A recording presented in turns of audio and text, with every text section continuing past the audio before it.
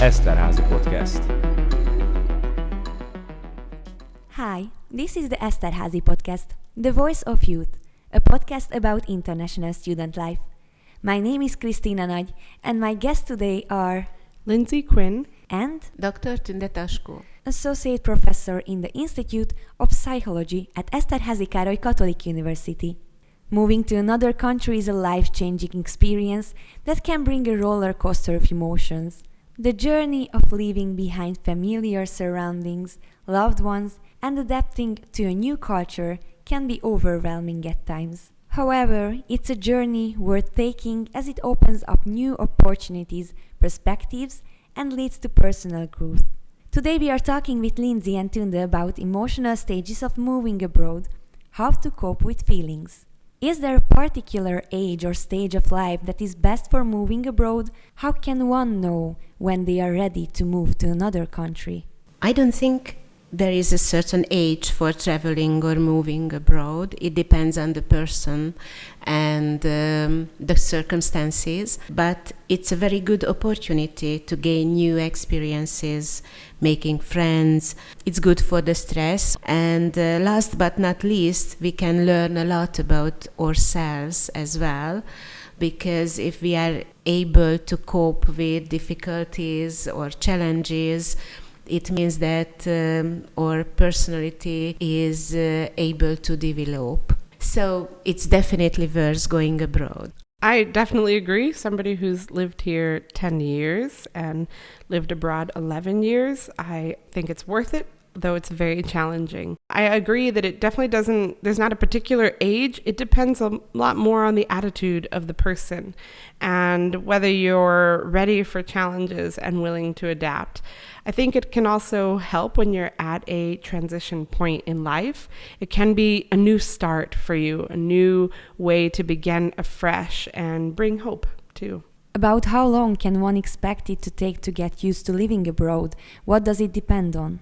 It depends on the person, I think, and it depends on how they prepared for this traveling as well. And what Lindsey said, that the attitude and being open-minded could be helpful to adapt the new culture. Yeah, I think that adaptation is really important. So how adaptable you are matters a lot.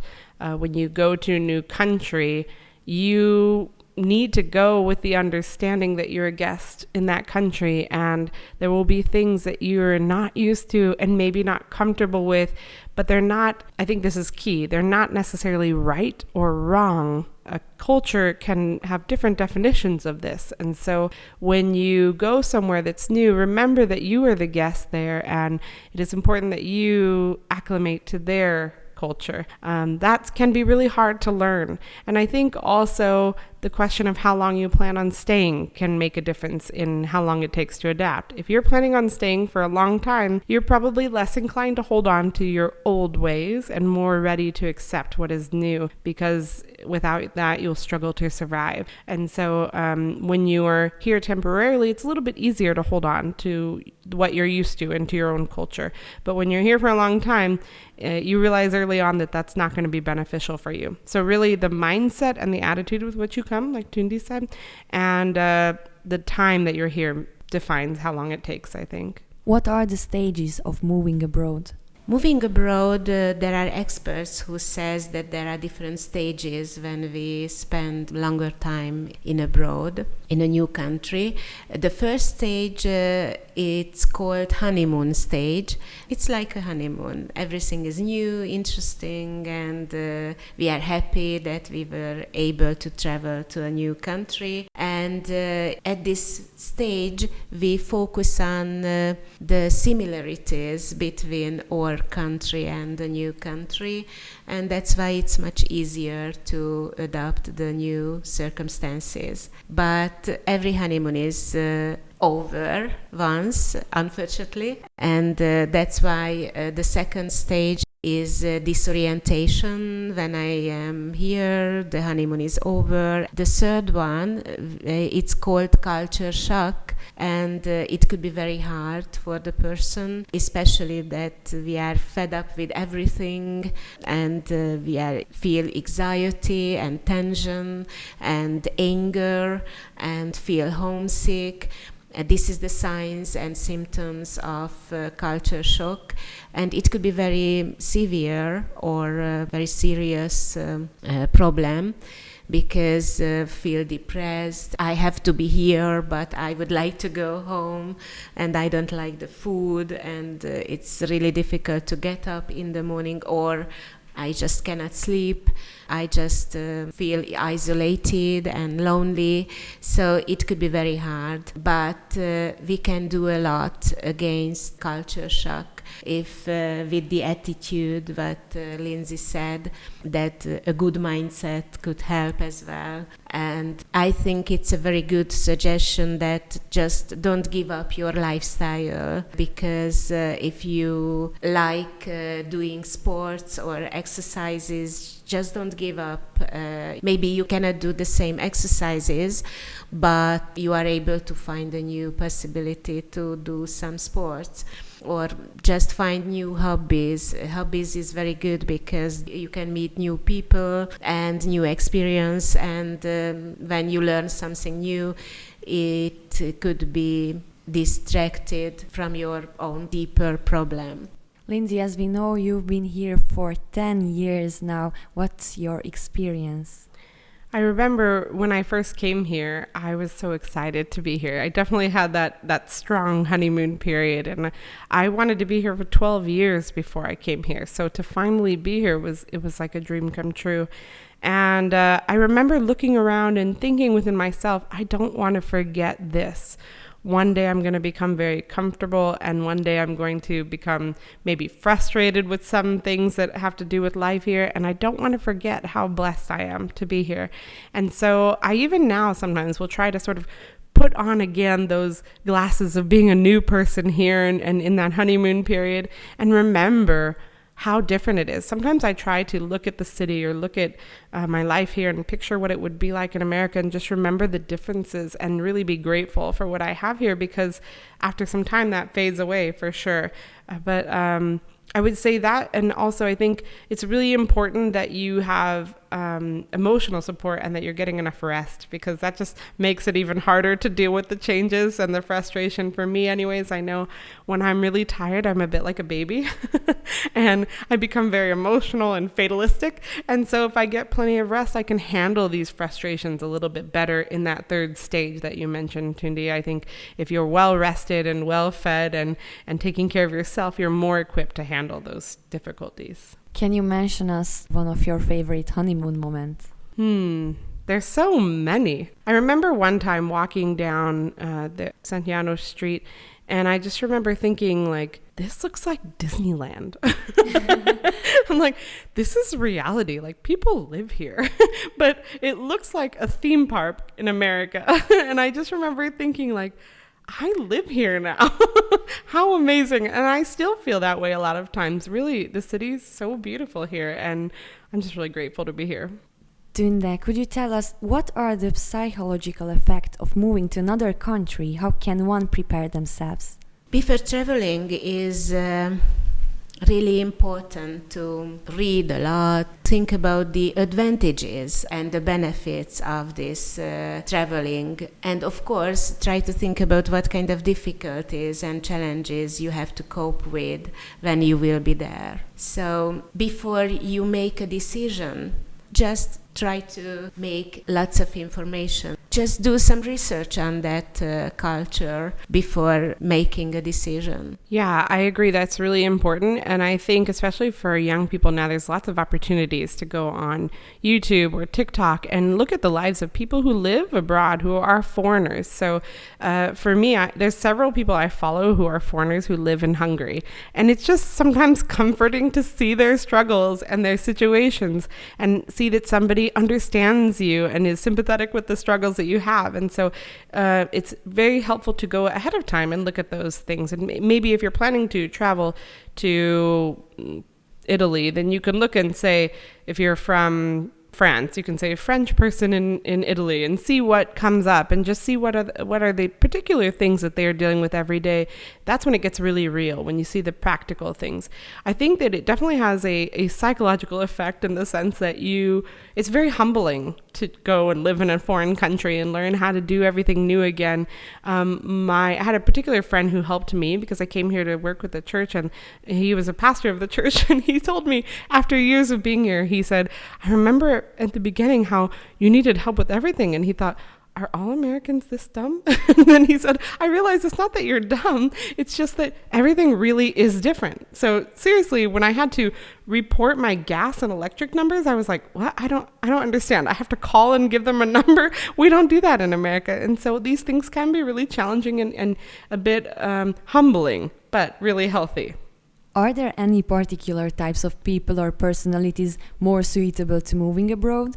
I don't think so. It depends on the person, of course. Maybe we can talk about some features or some character of a personality that could be very good and suit to traveling. For example, when somebody is curious of new culture, when somebody is open-minded and non-judgmental for the new country and the new culture and adventurous. So if you like traveling and visiting to a new country, it could be a very good adventure as well.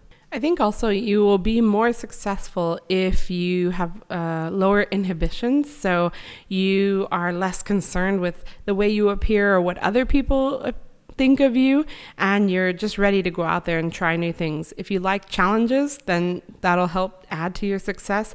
And then also if you're able to make new connections quickly.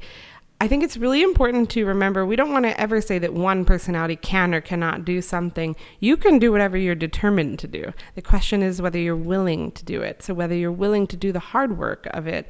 Anybody can learn something new. It just may not be as easy for others as certain people. So humility is key. I think being observant of those around you is really key. Paying attention, and they have this phrase that you should read the room. I think if you look around and you see that you're standing out a little bit, that might not be good, but it also could be acceptable. That's a question. I remember early on, I arrived in January of 2014, and I had this really bright pink purple coat, and all of my friend I came to visit in the very beginning, I stayed with her. We got onto the metro, and I looked around, and everyone's in black and brown and blue coats. And then there's me, this 30-year-old woman in a bright pink and purple coat. And then this little girl walks in, and she has a bright pink and purple coat on. And I sort of leaned over to my friend, and I whispered, I said, maybe I need to buy a black coat. And she said, no. She said, you stay just the way you are. And so I think that's really an important lesson, is confidence is key. If you can be confident in who you are and also realize that you need to learn things and you need to sort of adapt, I think you'll be really successful. So you don't have to change necessarily who you are, but you need to be okay with being a little different and learning.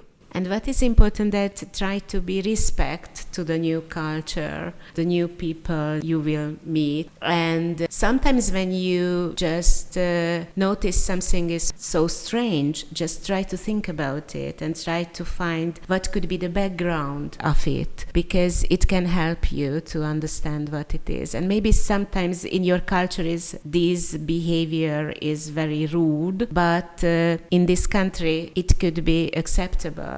I think that's a really good point. I've noticed in working with international students that we have this problem a lot where there's something that they would consider rude. For example, blowing your nose. This has been a big problem, is that this has been a big issue, is that in certain cultures, they don't do that publicly. They don't blow their nose. But in Hungary, this is a common accepted thing and actually preferred rather than sniffling, when you sort of, without blowing your nose. And that is actually considered rude. But we found that people can get really offended by it. And they're like, why would you do that? And it's like, okay, first of all, realize that it's different. If other people are not reacting to it, it must be acceptable here. So it's different. It's a different cultural difference. And I think you should really find a safe person to ask these things. So find someone that you know will not be offended, but you can openly say, why did they do that? What was the reason behind that? Is that normal here? And somebody you can talk about this with safely. What are some practical tips for coping with the emotional struggles of moving abroad? What resources are available to help those struggling? So we can give some tips, but of course it won't work for everybody. But for example, try to find balance between academic activities and leisure time. And what is really important that don't give up your lifestyle. Try to do some sports, and doing exercises is very healthy, and it's good for your mental health as well. And find a new activity or hobby or you enjoy, may dramatically reduce stress for you.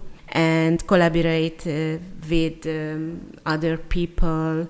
Try to understand that culture, and of course be very happy that you can have this possibility to meet a new culture and to travel.